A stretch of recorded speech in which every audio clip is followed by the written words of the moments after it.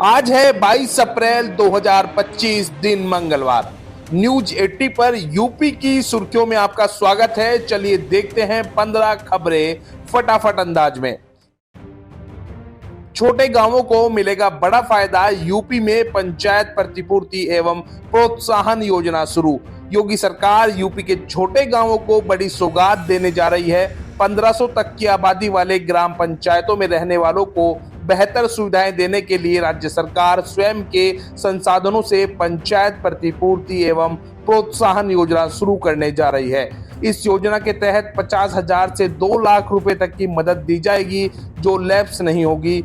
इससे कम आबादी वाली पंचायतों में भी विकास कार्य बिना बाधा के पूरे हो सकेंगे। ग्राम पंचायतें अपनी आय जोड़कर जरूरत के अनुसार बिजली बिल, शौचालय, मानदेय आदि खर्चों के बाद शेष धन का उपयोग विकास में कर सकेंगी। प्रस्ताव जल्द ही कैबिनेट में पास होगा और डीएम की अध्यक्षता में राशि वितरित की जाएगी। अयोध्या गोंडा हाईवे होगा 6 लेन का, जल्द शुरू होगा हाई स्पीड सफर।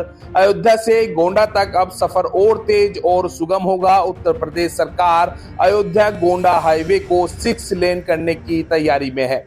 अभी यह हाईवे 2 लेन का है, लेकिन बढ़ते ट्रैफिक को देखते हुए इसे ग्रीन फील्ड प्रोजेक्ट के तहत खेतों से होकर निकाला जाएगा, ताकि आबादी वाले इलाकों में तोड़फोड़ न हो।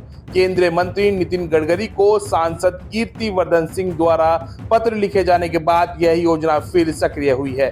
सर्वे का काम शुरू हो चुका है और चयनित कंपनी को जल्द रिपोर्ट देने के निर्देश दिए गए हैं। यह हाईवे अयोध्या रिंग रोड से भी जोड़ा जाएगा, जिससे धार्मिक और पर्यटक यातायात को और बेहतर सुविधाएं मिल सकेंगी। यमुना एक्सप्रेसवे किनारे बसेगा न्यू आगरा, 58 गांवों में सपनों का शहर। उत्तर प्रदेश को जल्द ही एक और हाईटेक शहर मिलने जा रहा है, new Agra urban centre.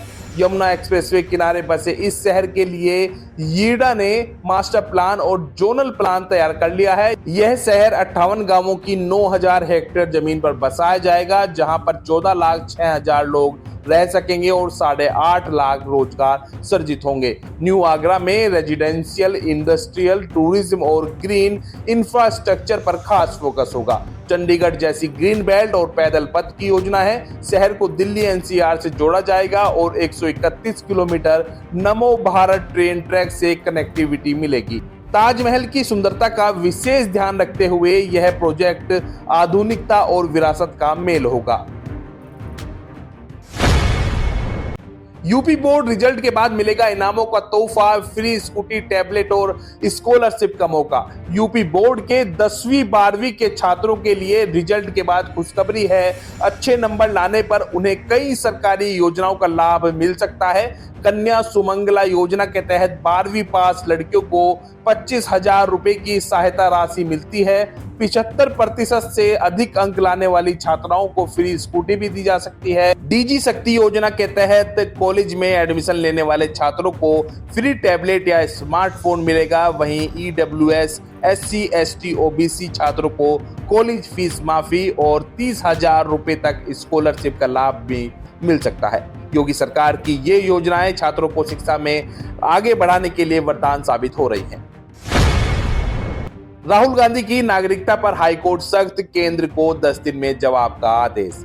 Allahabad high court की लखनऊ बेंच ने कांग्रेस नेता राहुल गांधी की नागरिकता को लेकर केंद्र सरकार से 10 दिन में स्पष्ट रिपोर्ट मांगी है। कोर्ट ने पूछा है कि राहुल गांधी भारतीय नागरिक हैं या नहीं। यह आदेश एक याचिका पर सुनवाई के दौरान आया, जिसमें उनकी नागरिकता और लोकसभा सदस्यता को चुनौती दी गई है। केंद्र की ओर से दी गई स्टेटस रिपोर्ट को कोर्ट ने अधूरी मानते हुए दोबारा विस्तृत जवाब देने को कहा है। अगली सुनवाई 5 मई को होगी। कांग्रेस ने इसे राजनीतिक साजिश बताया है और कहा है कि यह विपक्ष को दबाने का प्रयास है। कोर्ट ने मामले को राष्ट्रीय महत्व का बताया है। यूपी में नगर निगमों का होगा सीमा विस्तार, बढ़ेगी विज्ञापन से आय। मुख्यमंत्री योगी आदित्यनाथ के निर्देश पर उत्तर प्रदेश में नगर निगमों को आर्थिक रूप से आत्मनिर्भर बनाने की योजना तेजी से आगे बढ़ रही है। नगर विकास विभाग ने निगमों की विज्ञापन से होने वाली आय को अगले 5 वर्षों में दोगुना करने का रोड मैप तैयार किया है। फिलहाल 78.9 करोड़ रुपए की वार्षिक आय को 2029-30 तक 158.7 करोड़ तक पहुंचाने का लक्ष्य है। इसमें डिजिटल विज्ञापन, स्मार्ट सिटी परियोजनाएं, मोबाइल वैन, बसों, निजी इमारतों और नए मार्गों का निर्माण शामिल है। निगम सीमा विस्तार और पारदर्शी नीति से नए व्यावसायिक क्षेत्रों में आय बढ़ेगी। यह प्रयास यूपी के नगरीय ढांचे को और मजबूत बनाने की दिशा में अहम कदम होगा। ललितपुर में बनेगा आधुनिक फार्मा पार्क, शुरू हुआ भूखंड आवंटन। उत्तर प्रदेश सरकार ललितपुर में अत्याधुनिक बल्क ड्रग और फार्मा पार्क की स्थापना करने जा रही है। 21 अप्रैल 2025 से औद्योगिक भूखंडों का आवंटन शुरू हो गया है, जिसकी दर 1914 रुपए प्रति वर्ग मीटर तय की गई है। एक मुश्त भुगतान पर 2% की छूट भी मिलेगी। यूपीएसआईडीए द्वारा विकसित इस पार्क में चौड़ी सड़कें, स्टीम सप्लाई, कचरा निस्तारण केंद्र, सुरक्षा और विद्युत सब स्टेशन जैसी सुविधाएं उपलब्ध होंगी। NH 44 और NH 539 से जुड़ा ललितपुर निवेश के लिए एक आदर्श स्थान है। इस परियोजना से फार्मा उद्योग को बढ़ावा मिलेगा और स्थानीय युवकों को रोजगार के अवसर मिलेंगे। सरकार का लक्ष्य फार्मा क्षेत्र में आत्मनिर्भरता और औद्योगिक विकास को मजबूती देना है। यूपी में 7 करोड़ पौधे लगाए जाएंगे, 20% फलदार होंगे। उत्तर प्रदेश सरकार इस मानसून में 7 करोड़ पौधे लगाने जा रही है, जिनमें से 20% फलदार होंगे। इस पहल का उद्देश्य सड़कों और नदियों के किनारों को हरा भरा बनाना है। वन विभाग ने खाली सरकारी जमीनों पर इन पौधों को लगाने की योजना बनाई है, जिसमें आम, जामुन, अमरूद, इमली, बेर, सहजन, सहतूत और आंवला जैसी फलदार किस्में शामिल हैं। सरकार ने निर्देश दिया है कि इन पौधों की देखरेख की जिम्मेदारी स्थानीय किसानों और स्वयंसेवी संगठनों को दी जाएगी। यह योजना पर्यावरण संरक्षण के साथ साथ ग्रामीण रोजगार और आय में भी योगदान करेगी। यूपी में विशेष सुरक्षा बल की नई वाहनियां 395 करोड़ मंजूर। उत्तर प्रदेश के मुख्यमंत्री योगी आदित्यनाथ ने विशेष सुरक्षा बल यानी कि यूपीएसएसएफ की प्रयागराज और मथुरा वाहनियों के निर्माण के लिए 395 करोड़ रुपए की मंजूरी दी है। प्रयागराज के अरेल क्षेत्र में 42.03 एकड़ और मथुरा के बड़ौदा गांव में 40.03 एकड़ भूमि चिन्हित की गई है। इन परियोजनाओं को 1.5 साल में पूरा करना है। प्रयागराज के लिए 198 करोड़ और मथुरा के लिए 197 करोड़ रुपए निर्धारित किए गए हैं। इसके अलावा बदायूं में महिला पीएससी वाहिनी के निर्माण में 177.30 करोड़ रुपए खर्च होंगे। इन विकास कार्यों को ईपीसी मोड पर पूरा किया जाएगा। कानपुर में बनेगा 5 स्टार जैसा इंटरनेशनल बस अड्डा। कानपुर का झकरकटी बस अड्डा जल्द ही पूरी तरह से आधुनिक रूप में बदल जाएगा। जून से 2 से 3 साल के लिए अड्डा बंद होगा और PPP मॉडल पर इसका निर्माण होगा।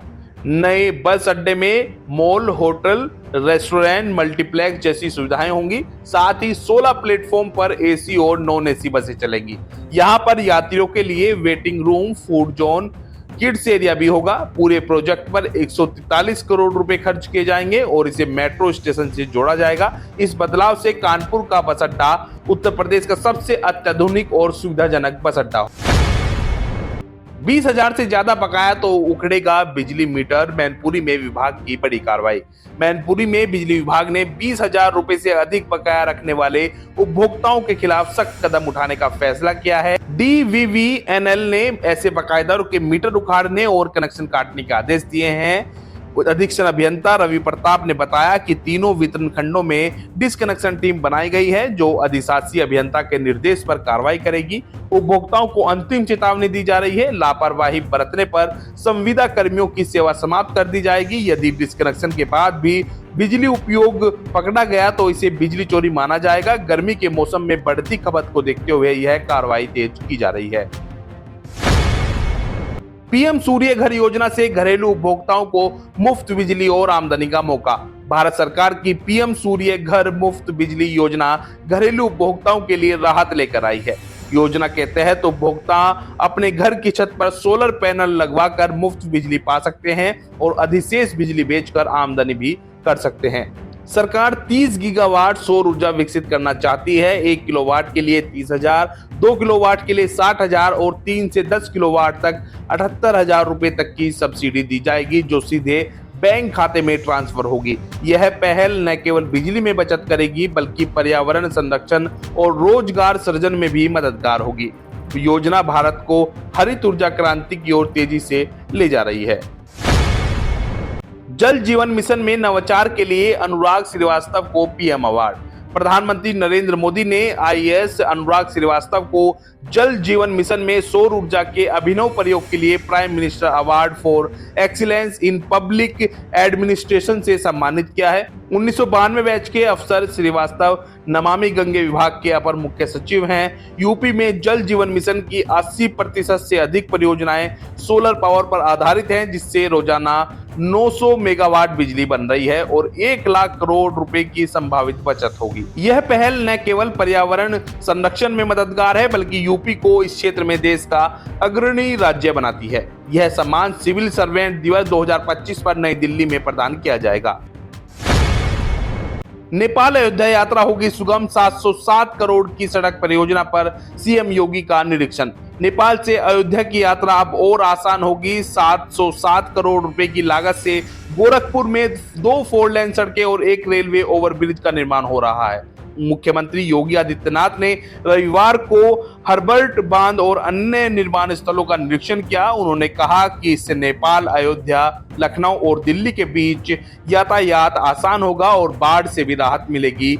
हर्बर्ट बांध, माधोपुर तटबंध और डोमिनगढ़ क्षेत्र में कार्य तेजी से चल रहा है। सीएम योगी ने अधिकारियों को गुणवत्ता और समयबद्धता पर विशेष ध्यान देने के निर्देश दिए हैं। यह परियोजना यात्रियों, व्यापारियों और स्थानीय लोगों के लिए बड़ी राहत साबित होगी। यूपी में गर्मी के बीच कुछ जिलों में बारिश की उम्मीद। उत्तर प्रदेश में मौसम का मिजाज मिला जुला रहने वाला है। लखनऊ और आसपास के क्षेत्रों में गर्मी का प्रकोप जारी रहेगा, जहां अधिकतम तापमान 40 से 42 डिग्री सेल्सियस और न्यूनतम तापमान 23 से 25 डिग्री सेल्सियस तक पहुंच सकता है। हवा की गति 10 से 15 किलोमीटर प्रति घंटा रहने की संभावना है। वहीं पूर्वी यूपी के कुछ जिलों में हल्की बारिश हो सकती है, जिससे तापमान में मामूली राहत मिलने की उम्मीद है। मौसम विभाग ने लोगों को तेज धूप और लू से बचाव के लिए सतर्क रहने की सलाह दी है। बुजुर्गों, बच्चों और बीमार व्यक्तियों को विशेष सावधानी बरतने की जरूरत है। गर्मी और उमस के बीच बारिश एक राहत भरी खबर हो सकती है। तो ये थी आज की 15 फटाफट खबरें। अगर आपको वीडियो पसंद आया तो वीडियो को लाइक, शेयर व कमेंट जरूर करें। धन्यवाद।